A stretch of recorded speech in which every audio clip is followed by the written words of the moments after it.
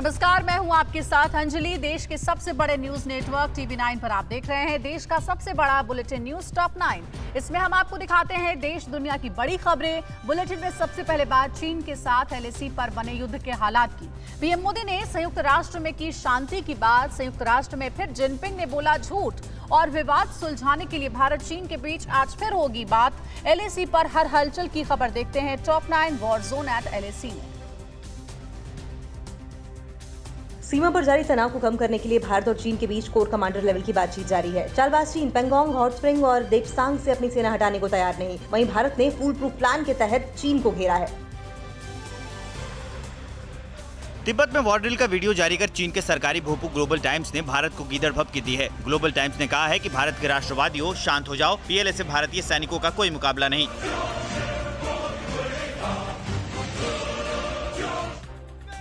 एक तरफ चीन बातचीत का ढोंग रच रहा है तो वहीं बॉर्डर पर युद्ध की तैयारियों में जुटा है। एक नया प्रोपेगेंडा वीडियो सामने आया है जिसमें पीएलए तिब्बत बॉर्डर पर रात वॉर ड्रिल कर रही है। इससे साफ है कि चीन एलएसी पर युद्ध की तैयारी में जुटा है।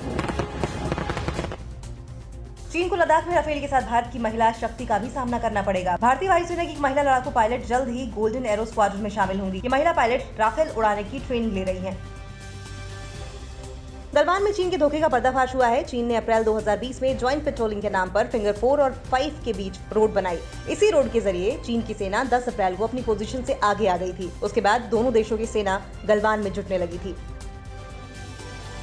5 से 7 मई को चीन के सैनिकों ने गलवान घाटी में भारतीय सीमा में घुसने की कोशिश की थी। इन्हें भारतीय सेना ने रोका था। 7 मई को चीन की सेना ने पेट्रोलिंग पॉइंट 14 के पास बन रहे पुल का काम रोकने की कोशिश की थी। 14 मई को चीन ने पीएलए की कंपनी बदलकर स्पेशल फोर्सेज को आगे भेजा। 15 मई को बात करने गए भारतीय सेना के दल पर चीन की स्पेशल फोर्सेज के जवानों ने हमला किया। भारत और चीन में सीमा पर जारी विवाद के बीच संयुक्त राष्ट्र की 75वीं वर्षगांठ पर अपने संबोधन में पीएम मोदी ने कहा कि दुनिया में तनाव कम करने के लिए मिलजुल कर काम करने की जरूरत है। पीएम ने कहा कि भारत वसुधैव कुटुंबकम में भरोसा करता है। पीएम मोदी ने संयुक्त राष्ट्र में रिफॉर्म को जरूरी बताया। पीएम ने कहा कि मौजूदा दौर की चुनौतियों से निपटने के लिए यूएन में रिफॉर्म जरूरी है। उन्होंने कहा कि समय के मुताबिक सुधार नहीं हुए तो संयुक्त राष्ट्र अपना भरोसा खो देगा। संयुक्त राष्ट्र के विशेष सत्र में चीन के राष्ट्रपति शी जिनपिंग ने फिर से झूठ बोला है। शी जिनपिंग ने कहा कि किसी देश को छोटे देशों को धमकाने का अधिकार नहीं होना चाहिए। जिनपिंग ने अंतर्राष्ट्रीय कानूनों का पालन करने की भी बात कही। उन्होंने कहा कि किसी को भी दुनिया पर दादागिरी करने का अधिकार नहीं।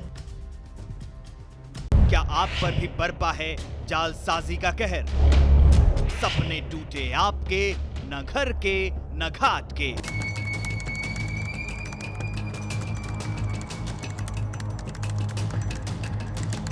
देखिए लूट घर हर रात 9:30 बजे। फिक्र आपकी,